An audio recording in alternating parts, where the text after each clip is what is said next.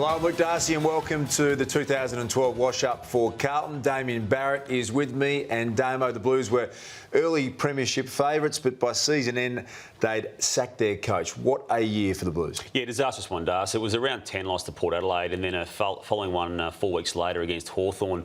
Bad loss in both of those games, and it had Brett Ratten on notice for the entire second half of the season. As we know, that notice came. Their injury concerns, Damo. We saw Mark Murphy go out for an extended period of time. Waite, Jamison, we'll talk about those. But that opened up the opportunity for their season highlight for Mooch. I want to talk about, we saw some young players come through. Levi Casbolt, one of the best names in the game, but he showed enough to get excited about. I'm impressed with this man, Tom Bell. He reminds me a little bit of Anthony Koutoufides. It's a big statement, but just that sort of frame, big body around the midfield, and you can see that there's a big future for him. Luke Mitchell here is a big key forward player. I saw a bit of him in the under-18s. Used to regularly dominate and kick big bags of goals. Only played the one game around 23, but some excitement there. And Andrew McGuinness, courageous mark. Unfortunately hurt his knee in the final game of the year, but a little bit to get excited about for next year with their young players coming through. Yeah, my highlight in a year for Carlton that didn't have too many at all was Brock McLean, Darcy. He was playing for his own career as much as anything, but did it in a way that I think helped drag some of those kids you referred to along with him. It looked forlorn for him for a number of weeks until he just got it all together, and now he's earned the right for another contract. That was 100-1 going back probably as recently as round 8 or 9 this year. He was really good. Won a couple of games, I reckon, off his own boot, particularly that one against Richmond. And yeah, just a really good story amongst the carnage. And did it all on the back of hard work, really. Hasn't got a lot of other tricks apart from running hard, and well done to him. Season low light time to me, and there's a real standout when you lose Chris Judd, the skipper, for 4 weeks with one of the strangest things I've seen in football in a long period of time. And every time I watch it and you watch the reaction, the North players wander it straight away. You see Lee Adams just kicking his legs out. I love Juddy more than just about any player I've seen in recent times, but that was just a really strange one, hard one to explain.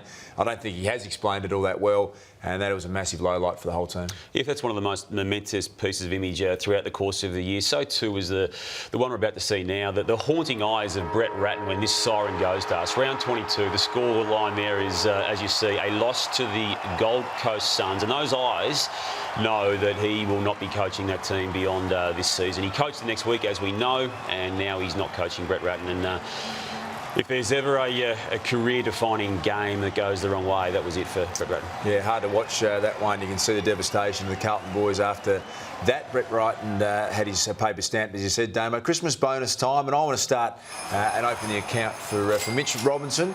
And I've changed my thoughts on this man as well. He kicks goals.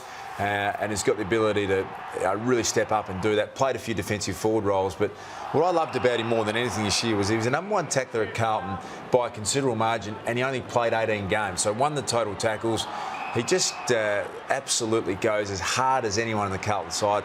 Runs down Dane Swan here. I thought he had a great year, Mitch Robinson, and took his game to a new level.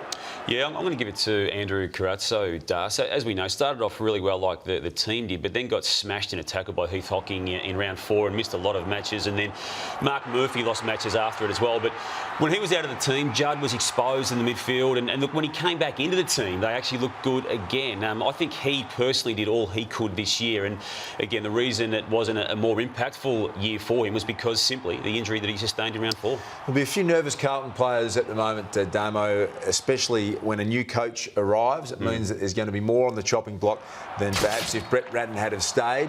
Who is in the gun for you, Damo? Look, I think it's probably Aaron Joseph and Paul Bauer amongst the mix. I mean, Mick Malthouse will be making some changes to this team. He's probably going to tinker a bit. He'll be trying to add players in. But as we know, decisions have already been made on Jordan Russell and Brett Thornton to explore free agency. There's already 2 changes, but there will be more. I reckon Robbie Warnock might find himself up for trade again, having signed a 3-year deal, which in hindsight looks to be a pretty surprising thing to offer him. He's gone well behind Hampson. He's certainly behind Cruiser. And unbelievable, they had Jacob sitting there on the list as well, who's gone across to Adelaide, just had a sensational year. So I think he's a chance to find another home, but at the moment he's a fair way back behind the other two. And it's strange, as you say, signed a 3-year deal, and then 2 weeks after the announcement of that deal, was in the reserves, couldn't get a game for the season. Das, there's a lot of things they need to do. What do you think they need to do most to improve? I think their key back is a concern for them. I really rate Jamieson. He didn't get going, so get him out on the park would be a massive priority for Mick Malthouse. Lockie Henderson showed some signs as well. They need him to play a full year in defence again and improve. I reckon it's their big, tall defenders. If they don't get them out, they just get exposed on the park too regularly. Yeah, history tells me that you just cannot rely on Jared Waite to be the man who's going to play 22 matches for you up forward. And as such, to me, they need to keep forward. The Travis Cloke project is an unlikely one, but it's one they're not going to give up on. Unlikely for you? You're not... I find it's more unlikely than likely, but it's just going to require a lot of money and a lot of negotiation, which I don't think they're going to be able to do, Das. But they need someone who's going to stand up, and I just think, unfortunately for Jared Waite, he's almost icing on the cake. He's not the actual cake itself. You can base around the main go-to man in the forward line. Mick Malthouse will be the coach next year. Damo, what is he capable of delivering in 2013 for Carlton? You'll get him up to where Brett Ratton thought they'd be in 2012, Das. They'll be a top 4 team, and knowing Mick, he'll be aiming higher than even those top 4 places. I surprisingly agree with you, Damo. I think he's got the ability to do it. That worries me, but I agree with you more than anything. But big things for Carlton. Can't wait to see them next year with Mick Malthouse at the helm. It's going to be sensational. Thank you, Damo. That's the wash-up for Carlton in 2012.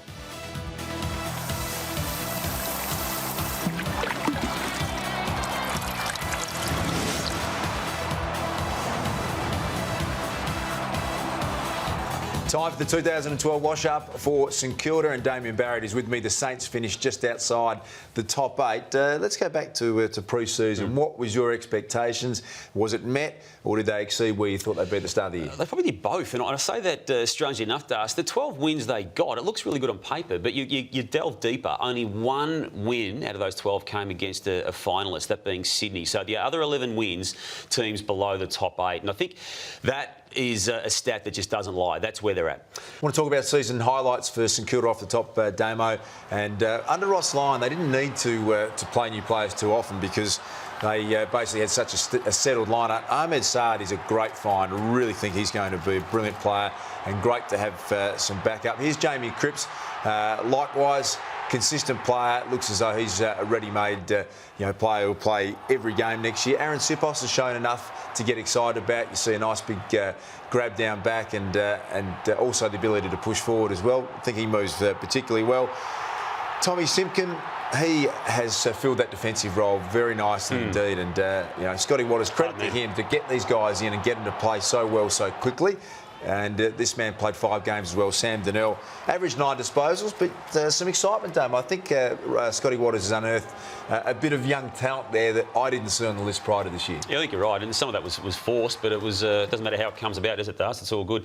Someone who we had long established as being a superstar, Lenny Hayes, coming back from a knee reconstruction. To me, it's a standout highlight for St Kilda in 2012. I don't think any of us thought he was going to be as good as he was, and maybe, and it's arguable, but maybe even better on what he showed in 2012 than what he showed before.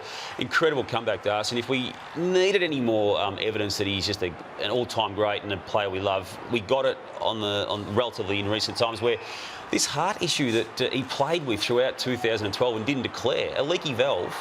Had to have some serious heart surgery this week, and as you said, knew it pre-season. Coming back from a knee reco, not enough to deal with there, and able to go and handle that as well. Low light for you, Damo, for 2012? Oh, look, it's probably been the case for a couple of years in a row, Das. It's Justin Koschitzke who, to me, and I know he seems an easy target, but he just doesn't have an impact on games where his club really, really needs him. And Riewoldt missed a couple of times this year. He didn't stand up and just hasn't stood up. And look, I hope he goes around again, but I reckon it was another disappointing year from him.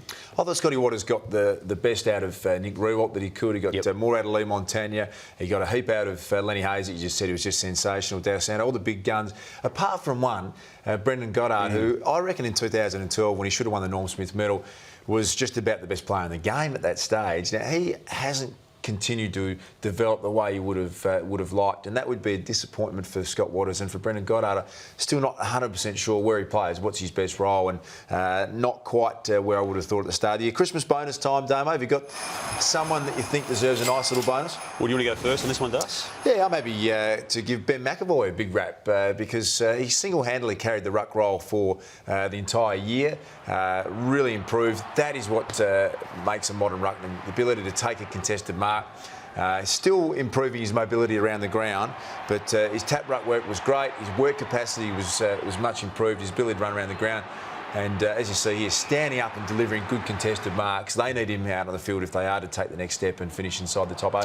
Yeah, to me, the Christmas bonus should go to Stephen Milne for the third consecutive year, Darcy. He's kicked 50-plus goals in the season. It was 56 in 2012. And this is a guy who his former coach, Grant Thomas, said he was going to or considering sacking as far back as 6 or 7 years ago. That would have robbed us and robbed St Kilda of one of the all-time great careers for his size and his standing in the game now. It's all-time great stuff for what he brings to the table. Hard to argue with that. The tip rat, Stephen Milne, one of my absolute favourites. Who are we going to put on the chopping block, Damo? Who's going to be feeling a little nervous at the moment? I think it probably goes for a guy who only a couple of years ago was considered crucial to St Kilda, Clint Jones does. Just the way the game's played and the way Scott Watters wants it played at St Kilda.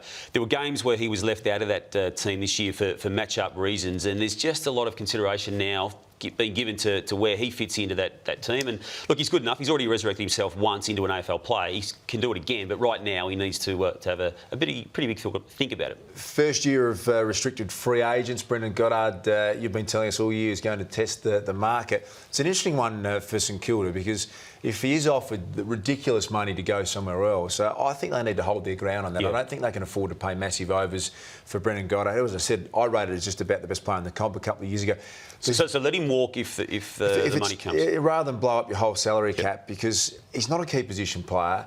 He's not an elite midfielder. He's your genuine utility who can be an absolute gun, but do you pay that massive amount for someone who, you know, essentially just plays those fill-in roles? As good as he does it, be interested to see where he's going to stay. Will he stay? I don't think he will, simply because I think a 4-year deal will emerge out of this process, be that free agency or even before that period. And that's what he wants. And Kilda, as you rightly say, is not budging on the 3 years at about $600,000 a year for each of those three. Darcy, if 2013 is to be better than 2012, what do they need to do? Well, let's have a chat about that. And I think their defensive part of the ground is something. We heard Scotty Watters say at the stadium, we haven't got a genuine key back. It was a pretty honest thing to say. And it was pretty correct. Simpkin, we highlighted before as a young player improving. I think they need to find one. They've got to get someone that can play on the big, tall forwards and you can have confidence in. They get monstered too often. Undersized defenders trying to compete with big forwards. They need to find one over the summer. Yeah, to me, they need to actually go to the other end of the ground and really ramp up their forward division. As we said before, Kosicki just didn't quite cut it again. I'd be giving a lot of time to Sipos, just telling him that there's a spot there alongside Nick Riewoldt. It's his if he wants it. Go and work for it, and we'll give you a sustained crack early in the season and see where it goes. Yeah, Reece Stanley, a player too that I've got some faith in. I think they need to develop one of their own as well. What about 2013 for the Saints? Scotty Watters' second year. Can he take them one step further, Damo? Yeah, I think he can. I think he can get them into the 8. At times they look really good. They obviously need to start winning games against teams in the top 8, which they didn't do this year, but I reckon they've showed signs that they're capable of doing so. Yeah, super impressed with Scott Watters. I think you pointed out they didn't get the job done against maybe the top 8 sides, but I like the system he's playing. A free run of injuries, and I think the Saints can march up the ladder as well. That, Damo, has been the wash-up for St Kilda in season 2012.